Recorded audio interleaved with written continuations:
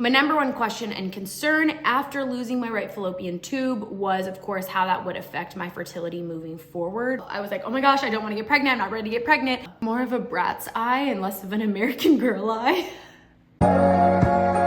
Let's go ahead and address the elephant in the room. These roots are like unseemly. What are your thoughts? Be honest, be genuine, girlfriend to girlfriend. What if I do my natural hair color? I've thought about going in a more natural direction, something like this, or like this, or that. Vote below, this is important. The next elephant in the room I wanna address is my fake tan that I did last night on my face. You can like literally see where I missed like 2 lines in the center. I must have like pushed really hard. I don't really know what happened, but listen, cheers. It's Friday.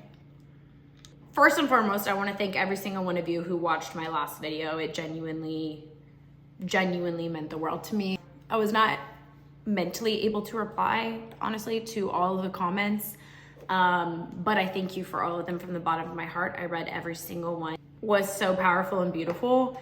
It made me feel less alone. I know it made a lot of you feel less alone. I obviously wouldn't wish losing a pregnancy on anyone, but it was just such a powerful army of women that rose up. And I was just like, oh, it made me love you guys even more. So yeah, thanks for all the love. I did want to give a quick update to a question that I was getting a lot, which is about my fertility moving forward. Common question on both Instagram. And by the way, if you're not already following me on Instagram, be sure to follow along over there.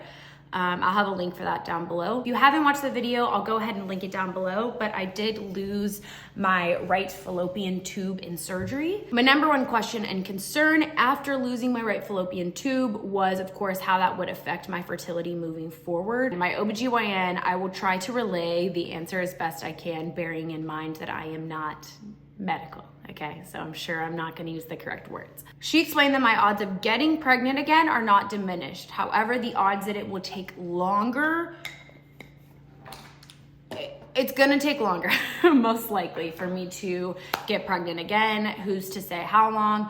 But the way she explained it, I think, is that typically the way the body works is each month, one ovary will drop. 1 month it'll be your right ovary, 1 month it'll be your left ovary, and they typically alternate. She explained that the hope and prayer is that my left ovary will be the one to start dropping an egg every month and kind of pick up the slack for the right fallopian tube. There's hope, you know, there's hope, but I do think that it will probably take longer. It makes me sad because we're ready now. We were ready. So the idea of having to get pregnant again, it taking longer, all the things, it's not like a fun reality, but I firmly believe in God's perfect timing. So I'm just gonna keep trusting. I'm not sure, I will say, like when we're gonna start trying again. I don't think I'm emotionally ready quite yet. I think when I'm ready, I will know, and we'll begin the process of trying, and I will be sharing it with you guys. I will be sharing the journey. I shared on Instagram that we used the Oura Ring to get pregnant, and I wanted to talk about that for a second. This isn't sponsored by them, although I wish it was. I would die to work with them because I'm a firm believer in the product. The way this ring works, for those of you who aren't familiar, is when we decided that we wanted to get pregnant, we were like, okay, so how does this work? Like your whole life, at least in my whole life, I'll speak for myself. I was like, oh my gosh, I don't want to get pregnant. I'm not ready to get pregnant. And then when you finally are ready, you realize that it's not very easy to get pregnant. In order to figure out when I was ovulating, we got the Oura Ring and matched it with the Natural Cycles app. I cannot even begin to tell you how obsessed I am with the Natural Cycles app as well as the Oura Ring. It works by taking your basal body temperature every morning, like first thing. And then the app pieces together the data and determines when it thinks that you are ovulating. Once the app has some data, it'll figure out what days you ovulate and let you know when to try if you're trying to get pregnant, or when not to be intimate if you don't want to get pregnant. Fun fact, the Natural Cycles app is the only app that is FDA cleared to be considered birth control. Many of you know that I had an IUD before trying to get pregnant. God willing, once we do get pregnant and have a beautiful baby in the future, I'd like to use the Oura Ring and the Natural Cycles app for our birth control method. The app has taught me so much about my body and how it works.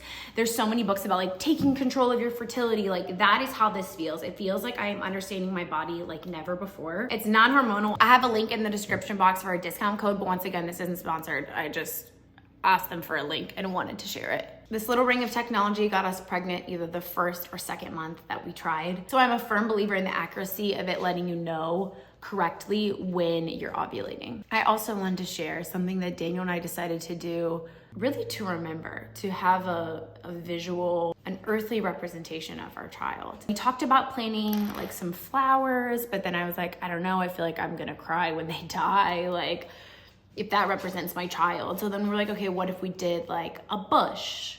And then we're like, okay, we'll do a tree. So we decided to plant a beautiful hot pink crepe myrtle tree in our backyard. I think it's gonna be really special to watch it grow, watch it produce flowers.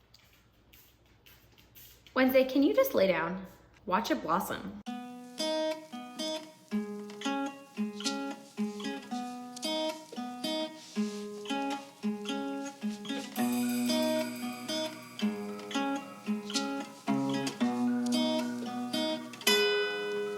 And by the way, I'll have all of these makeup products linked down below. I did want to share, this is the Rare Beauty Clear Brow Gel.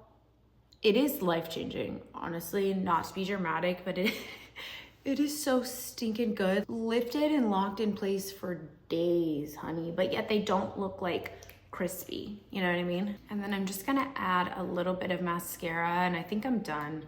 This is the Ilia Limitless Mascara. It is so good. It's one of my favorites. It's Clean Beauty at Sephora. And I'm just gonna focus the mascara on the edges, like the outside lashes, to kind of create more of a brat's eye and less of an American Girl eye. The girls that get it, you know what I'm talking about? And then for my lips, I used the Summer Fridays Lip Butter Balm. It's in the cherry color. It's so pretty. This is the finished look. I just wanted to share with you guys where I'm at. Some days are really great. Some days I wake up really happy. Some days I feel like ready to take on the world and ready to start a family. And then other days I wake up and I stay in my pajamas until 1 o'clock. And I think about when my due date would have been and that me and my friend would have been pregnant at the same time. Some days are better than others, and that's just the reality of life. Please take a second to place your final votes on if we do, I'm trying to cover the brown. If I go for continue with the blonde, or I get my hair highlighted in a week and a half, or if we do this color all over, or maybe something in between. Let me know your thoughts. I need help. It would be fun to like switch it up for fall, but then I'm like, I don't know, I feel like I wouldn't feel like myself without the blonde. I was born with blonde hair, so it would just be weird. I don't know. I love you guys. I hope you have a fabulous, fabulous weekend, and thank you for listening. All right, until next time, I'll see you soon. I don't know what that was. Bye, guys.